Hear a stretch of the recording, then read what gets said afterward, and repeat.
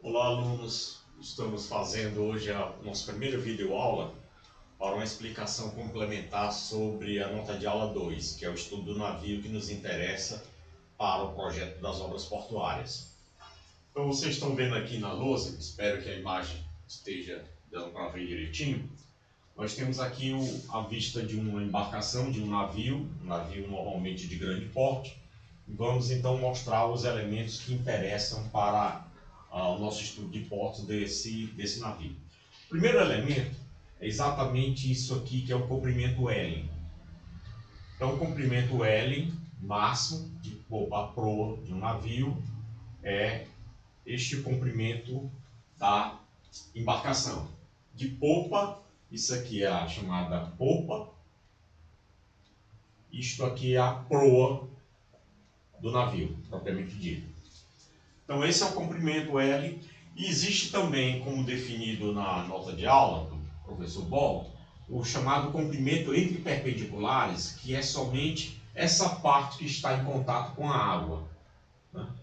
Que, dependendo da embarcação, pode ser pronunciada ou não, que é exatamente a parte que toca a água que o navio está, essa parte do casco abaixo da linha de flutuação e aqui acima da linha de flutuação. Então, o primeiro elemento fundamental é esse aqui, é o L.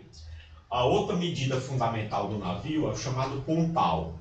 O pontal é exatamente essa distância que vai pontal P, ele vai da quilha, isso aqui é a quilha do navio, da quilha, até o convés aqui, o topo do convés da embarcação, chamado pontal, altura total do casco do navio. Parece que não está dando para ver bem, eu vou botar aqui essa simbologia, talvez no vermelho é um pouco melhor. Então aqui é o P, pontal, certo? Pontal do navio. Uma outra parte fundamental da informação sobre as embarcações é o calado do navio, que é exatamente a parte que fica afundada, ou seja, submersa abaixo da linha d'água. E o calado do navio é dado por essa distância da linha d'água. Ele é definido por uma linha chamada D. Esse D é variável. Vai depender se o navio está em carga, ou seja, totalmente carregado, com combustível, com o que ele tem que carregar, com a tripulação, etc, etc. Ou ele pode estar chamado em lastro, completamente descarregado, com apenas uma quantidade de água necessária para estabilizar o navio, para não permitir que ele afunde completamente. No segundo vídeo nós vamos explicar aquela parte relativa ao equilíbrio estável da embarcação. Por enquanto, nessa primeira aqui, vamos nos concentrar aos elementos geométricos de um navio. E tem a parte que está aqui, que é essa, uma cabine do navio, que tem aqui, pode ter um certo L1, e uma altura H, uma certa altura H, dando essa área de conformação.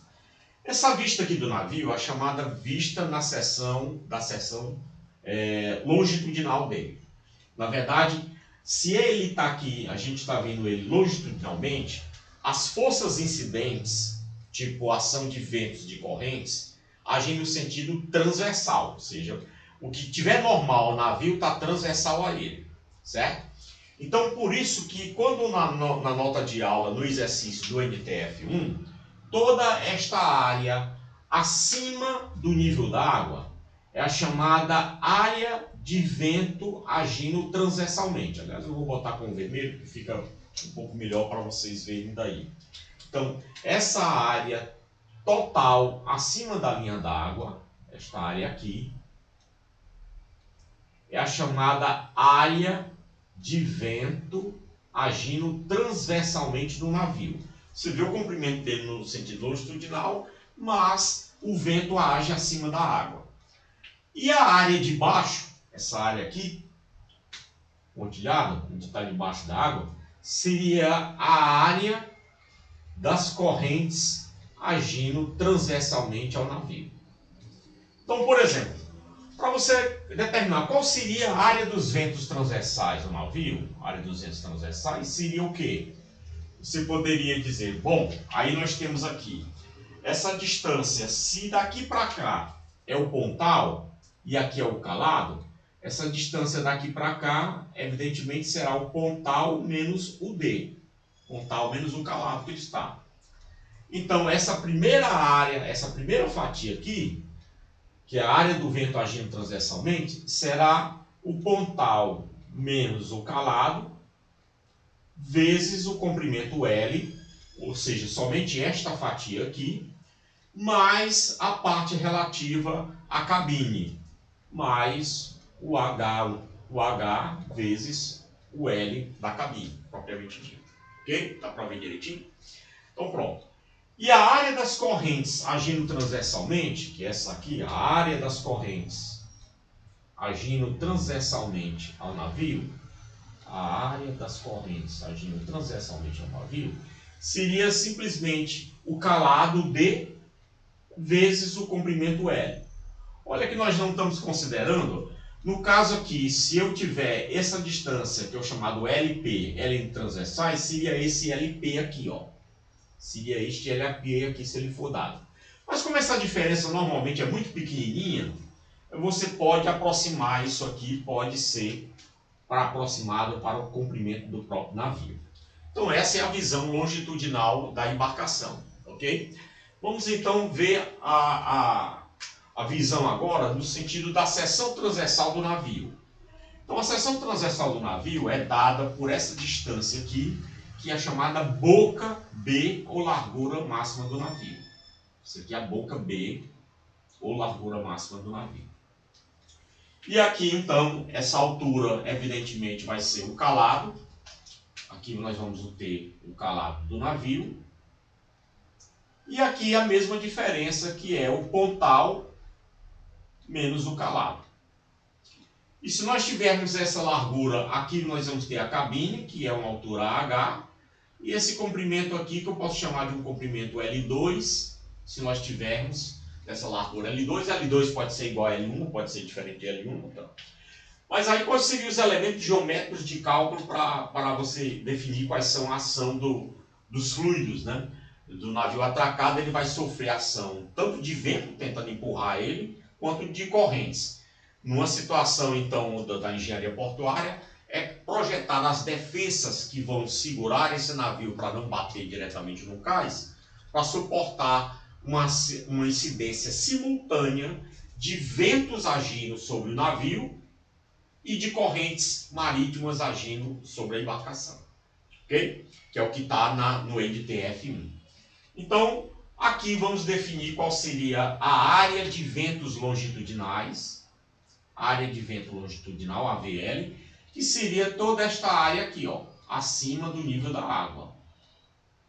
A área de vento longitudinais, então, aqui nesse caso, seria a largura da boca do navio, boca, vezes P menos D, o pontal menos D, vezes essa, aqui temos esse primeiro pedaço, então essa fatia, mais a parte da cabine, que seria o H vezes o L2, seria a área relativa à incidência dos ventos no sentido longitudinal da embarcação, os ventos incidindo assim. E a área dos ventos incidindo longitudinalmente, a das correntes, quer dizer, desculpa, a área das correntes incidindo longitudinalmente, dá para você ver direto na imagem aqui, né? Que seria simplesmente o produto da boca B vezes o calado que o navio está afundado. Então, com isso aqui, vocês podem aplicar aquela equação, a equação força é igual a 1/2 de ρ V ao quadrado, certo? Vezes A, onde é a área de incidência, e tem um fator K aqui, que é exatamente o fator K, ele estava bem aqui na coisa, que é exatamente relativo a fator de forma para a incidência de ondas e de ventos de correntes. Então, para os ventos, esse K é constante, é da ordem de 1,2, e o K das correntes, isso aqui para ventos, e para as correntes, ele vale, esse K aqui ele é variável, em função das formas que estão na nota de aula, de acordo com o calado do navio e da profundidade H que a gente tem aqui, certo? Essa profundidade H. Okay? Então, o K das correntes, isso aqui, o K dos ventos é constante, o K das correntes, por exemplo, no sentido longitudinal seria 1 mais D sobre H elevado ao cubo, né? Como está lá na nota de aula. Ok? Então, vocês veem as equações direitinho para poder trabalhar no exercício do NTF1.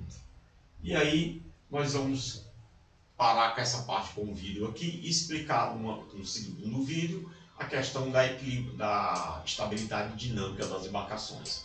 Tem um exercício resolvido na nota de aula, onde vocês vão responder o NTF,